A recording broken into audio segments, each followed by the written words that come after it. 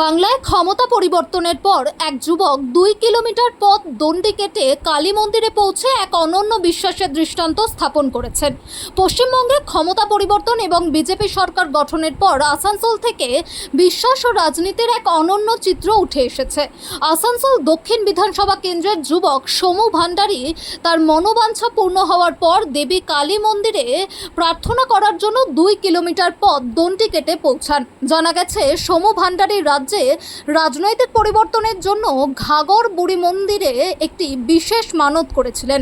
তিনি জানান যে রাজ্যে ক্রমবর্ধমান সহিংসতা, দুর্নীতি এবং স্থানীয় তৃণমূলের অত্যাচারে তিনি অতিষ্ঠ হয়ে গেছিলেন।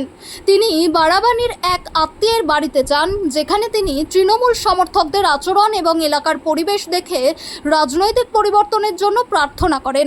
এরপর সমু ভান্ডারী বিখ্যাত ঘাগর বুড়ি কালী মন্দিরে পৌঁছে দেবী কালীর কাছে প্রার্থনা করেন যে যদি পশ্চিমবঙ্গে বিজেপি সরকার গঠন করে এবং শুভেন্দু অধিকারী মুখ্যমন্ত্রী হন এবং অরিজিৎ রায় বারাবানী বিধানসভা কেন্দ্র থেকে বিজেপির বিধায়ক নির্বাচিত হন, তবে তিনি মন্দিরে দণ্ডবত প্রণাম ও পুজো করবেন।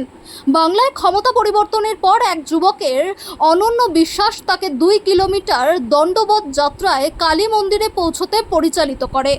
এখন রাজ্যে বিজেপি সরকার গঠিত হওয়ার এবং শুভেন্দু অধিকারী মুখ্যমন্ত্রী হওয়ার পর সমু ভান্ডারী তার প্রতিশ্রুতি পূরণ করেছেন। তিনি তার বাড়ি থেকে মন্দির পর্যন্ত প্রায় 2 কিলোমিটার দণ্ডবত যাত্রা হেঁটে বিশেষ প্রার্থনা করেন এবং দেবী কালীর আশীর্বাদ লাভ করেন। সমু ভান্ডারীর এই অনন্য ভক্তি ও সংকল্প নিয়ে এখন পুরো এলাকা জুড়ে আলোচনা চলছে।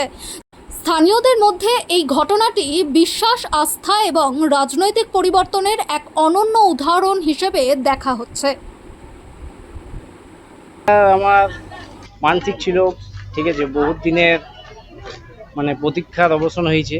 বারাবণীর যিনি বিধায়ক হয়েছেন অরিজিৎ রায়, তো বারাবণী যে সন্ত্রাসপূর্ণ জায়গা, সেখান থেকে আমরা কেউই আশা করিনি যে এইভাবে আমাদের এত সুন্দর জয় হবে। তাই আমরা অরিজিৎদা আমাদের জিতেছে, আমাদের দাদা, তারই মানসিক ছিল, ঠিক আছে। অরিজিৎদা জেতার খুশিতে আজ এই মায়ের মন্দিরে পুজো দিতে এসেছি।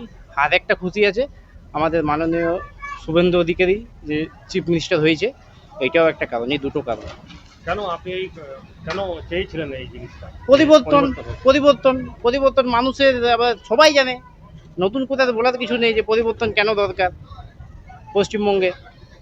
নতুন করে তো বলার কিছু নেই। এত রেপ, এত অন্যায় অবিচার যে মানুষের সাথে যেগুলো ঘটেছে, আর নতুন করে কি বলবো?